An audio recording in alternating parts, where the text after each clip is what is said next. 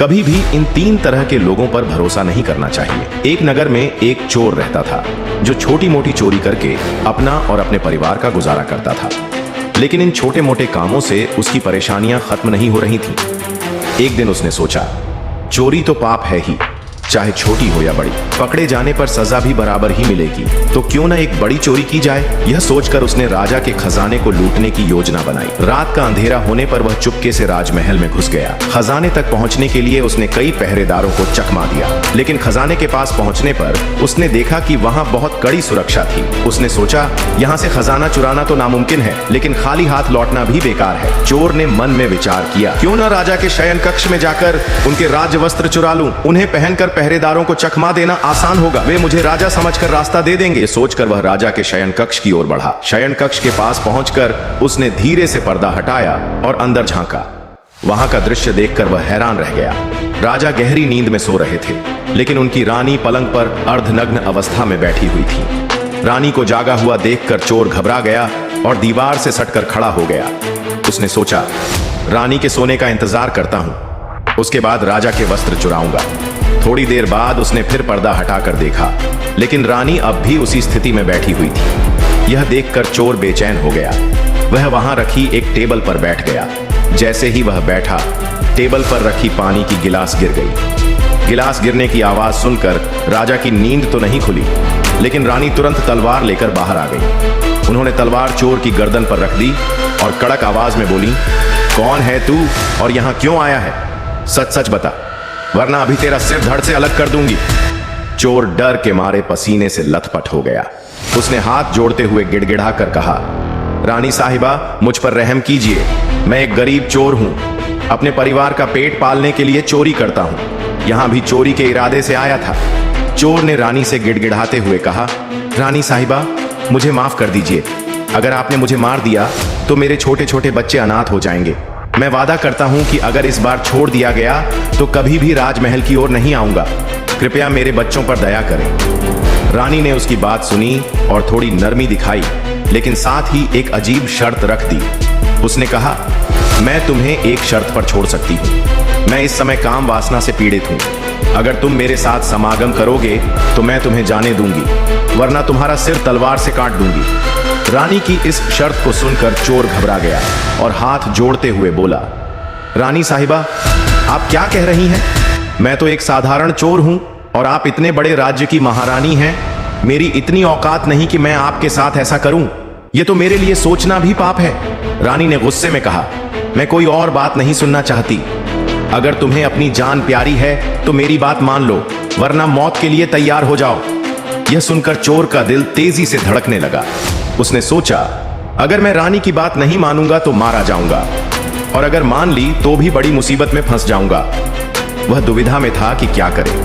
अंत में उसने रानी की बात मानने का दिखावा करते हुए कहा, ठीक है रानी साहिबा, लेकिन मुझे 5 मिनट का समय दीजिए। मुझे लघु शंका लग रही है। पहले इससे निवृत्त हो जाऊं, फिर जैसा आप कहेंगी वैसा करूंगा। रानी ने तलवार का इशारा करते हुए उसे शौचालय जाने की अनुमति दी।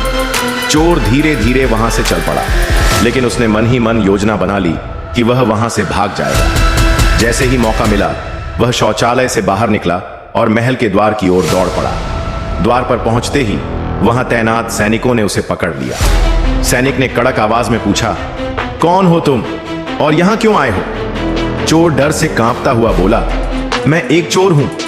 चोरी करने के इरादे से महल में आया था, लेकिन रानी ने मुझे पकड़ लिया। उन्होंने मुझे छोड़ने के बदले एक अजीब शर्त रखी थी कि मुझे उनके साथ समागम करना होगा। मैं डर के मारे वहां से भाग आया। यह सुनकर सैनिक ने गंभीरता से कहा, देख भाई, अगर तुझे अपनी जान बचानी है तो तुझे वापस रानी के पास जाना होगा और उनकी बात माननी होगी, तभी तुझे यहां से जाने दिया जाएगा। चोर सैनिक की शर्त सुनकर सन्न रह गया। सैनिक ने कहा, अगर तुझे बचना है तो पहले राजा को अपने हाथों से मारना होगा, तभी मैं तुझे जाने दूंगा। चोर ने मन में सोचा, अब तो मौत निश्चित है। अगर यह बात रानी को बताई तो वह तुरंत मेरा सिर काट देगी। मजबूरी में चोर वापस रानी के पास गया और कहा, रानी साहिबा, मैं आपकी शर्त मानने को तैयार हूं, लेकिन मुझे एक डर सता रहा है। अगर इस दौरान राजा साहब जाग गए तो ना आप बचेंगी और न मैं। वे हम दोनों को मार डालेंगे। रानी ने गुस्से में पूछा, तो तुझे क्या करना चाहिए? चोर ने चालाकी से कहा, अगर आप राजा को अपने हाथों मार दें तो हमारा रास्ता साफ हो जाएगा और हमें कोई डर नहीं रहेगा, वरना मैं आपके हाथों मरने के लिए तैयार हूं। काम वासना के वशीभूत रानी ने कहा, ठीक है, ये कौन सी बड़ी बात है, मैं अभी राजा को मार देती हूं। रानी ने बिना कुछ सोचे समझे तलवार उठाई और सोते हुए राजा का सिर काट दिया। जैसे ही तलवार गिरी, सारा कमरा खून से लथपथ हो गया। राजा का खून रानी के कपड़ों और चेहरे पर भी लग गया। वह दृश्य इतना भयानक था कि रानी घबराकर बेहोश होकर गिर पड़ी। चोर ने मौका पाकर तुरंत वहां से भागने का फैसला किया। वह महल से बाहर निकलकर गायब हो गया। महल में कोहराम मच गया।